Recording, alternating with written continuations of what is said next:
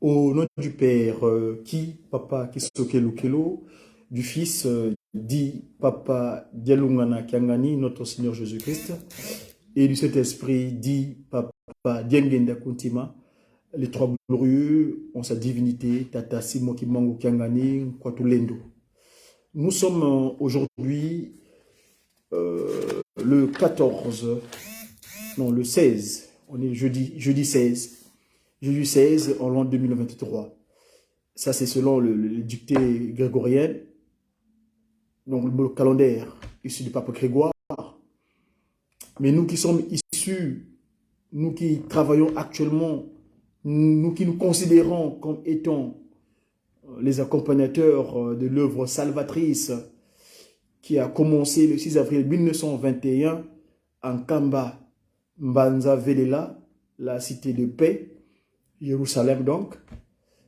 Le 6 avril 1921, disais-je, Papa Simon Kimbangu, le Nkwatulendo, le Saint-Esprit, nous a apporté cette nouvelle manière, nouveau comportement des humains sur Terre, ce qu'on appelle souvent des nouvelles civilités, la nouvelle civilisation.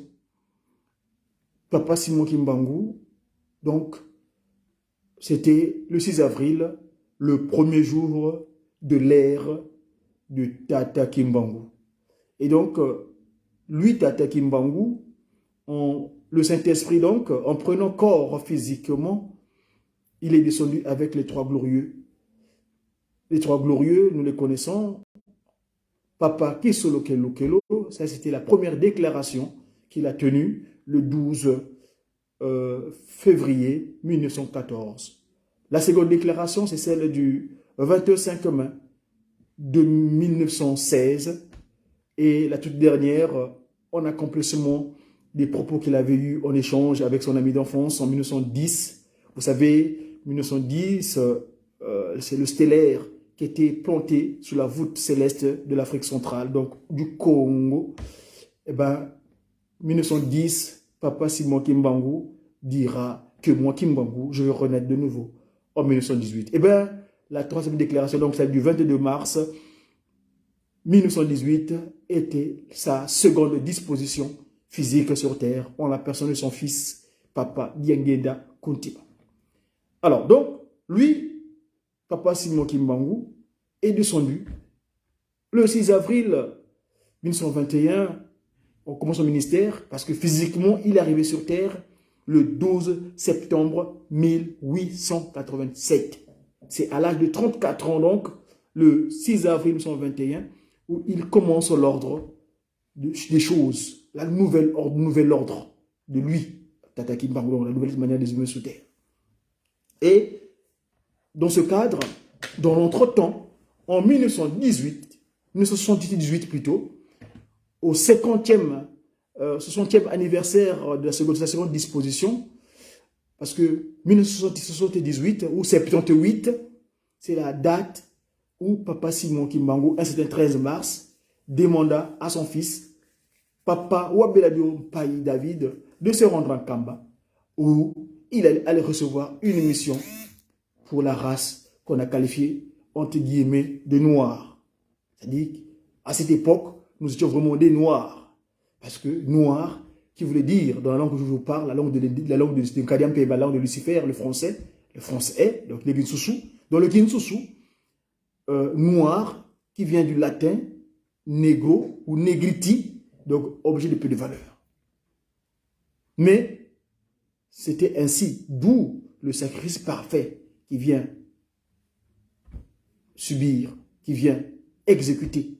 Entre autres, nous savons, c'est 30 ans de prison dans une cellule qui mesurait 1,80 m sur 80 cm de large pendant 30 ans. Chaque matin, on lui flagellait 120 coups de fouet. Voilà la volonté divine. Et dans le cadre de ce sacrifice, nous savons que donc, la disposition qu'il a pris le 22 mars 1918 a connu, il a fallu une démarche spirituelle pour que lui, donc, il continue son ministère. Et c'était donc le 22 mars, à Lukulu, Kunda Masango à l'époque, un petit patelin non loin de Manzangongu, c'est là-bas que Tata Kimbangu prend notre forme. Papa Diangenda Kuntima, ce sacrifice suprême de Koulou loin Kandandombe.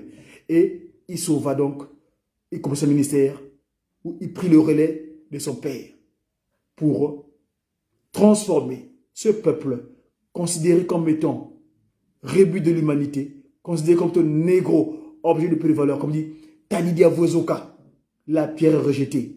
Mais lui donc, il est venu reprendre cette pierre pour le mettre à l'angle, afin que ce soit visible, pour que nous soyons visibles aujourd'hui. Et c'est un processus, j'en passe des détails. Nous voulons vous ramener à une date, parce que sa divinité, dans sa troisième disposition, telle qu'il est actuellement, il est en ce moment, en ce moment je vous parle, il est dans le territoire qu'on appelle le Congo français. La France est les Français. Mais moi, excusez-moi du terme, moi j'appelle ça, parce que Papa Simon Kimbangu, il est disposé en trois formes. La tête, c'est au Congo Angola, qu'on appelle Yaya Kanda, notre capitale royale à l'époque. Et son abdomen, c'est le pays continent, s'il vous plaît, la RD Congo. Hein? Sa posture abdominale, Tata Kimbangu. Ce pays continent qui est bordé de 9 frontières. Pourquoi 9? On aura l'occasion d'en parler d'autres fois. Et les pieds se trouvent là où il est en ce moment-ci, à Mbanza Kimbangu. Pourquoi Mbanza Kimbangu? Excusez, ça c'est un langage, c'est pour moi, hein, dans le cadre de mes communications. Ce territoire-là, c'est là-bas où se trouvent ses pieds. Vous savez, après avoir vaincu la terre, en restant 9 ans sur terre, son corps n'a pas connu de corruption. Son corps est ramené en Kamba, où il est actuellement dans le Kilongo, comme qui dirait, quand quelqu'un est du au lit, il descend par les pieds. Et bien les pieds, c'est Ebandile Makambo, là où il se trouve actuellement, à Mbanza Kimbangu, entre guillemets, France et Brazzaville. J'aime pas trop le terme, m'excusez. Enfin bref, il est là-bas, dans la capitale. Et là-bas, il était allé pourquoi? Vous savez, dans le souci de ce corps que nous portons, parce que ce corps-là était corrompu à l'époque de l'Éden. Nous consommons des produits qui sont inappropriés. Ces produits que nous consommons ne sont plus en phase avec le corps que Papa Kisoloke, lui-même le potier, avait structuré. Et lui, il dit, il vient avec un leitmotiv, Kolona pe kobokola. Je vous avais relaté mon expérience pendant mes 5 mois en Kamba, entre fin juillet 2012 à janvier 2013, où j'ai eu la chance extraordinaire de vivre la puissance divine au quotidien. Parmi les expériences que j'ai connues là-bas, une fois, Tata Nzongi Anzila, son conseiller Papa André Mbenza Kiangani, moi que j'appelle aujourd'hui la seconde disposition de Papa Dialungana Kiangani, parce que le cantique, nos amis de la Ajam nous ont chanté ça dernièrement en Kaba, je l'ai filmé, c'est disponible dans nos réseaux sociaux. Mono Dialungana Mbenza Kiangani Vovilanga. Et oui. Et donc, lui, Papa Nzonganzila, celui qui nous montre le chemin. Nous sortons des festivités du 109e anniversaire de l'arrivée de Dieu le Père sur terre. Il nous a relaté un rêve. Vous savez qu'eux, ils ne rêvent pas. Hein? C'est une façon de parler, c'est une façon de communiquer le message, simplement. Mais, parlons ainsi, tel que ça s'est passé, pendant la marche joyeuse, les 3 glorieux ont accompagné les marcheurs de Nkamba, avant qu'ils viennent devant la résidence, comme il est d'usage. Et Papa Mfouambanza, André Mbenza Kiangani, le conseil directeur,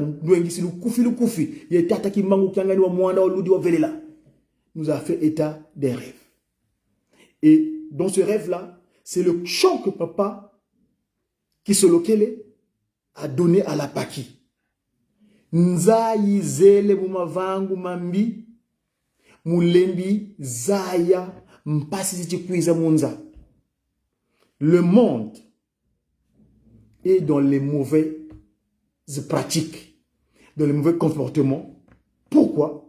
Parce que l'humanité ignore quelles sont les difficultés à venir. Mais Papa Kimbangu, je continue de continuer parce que c'est ça le fondamental de ma communication aujourd'hui.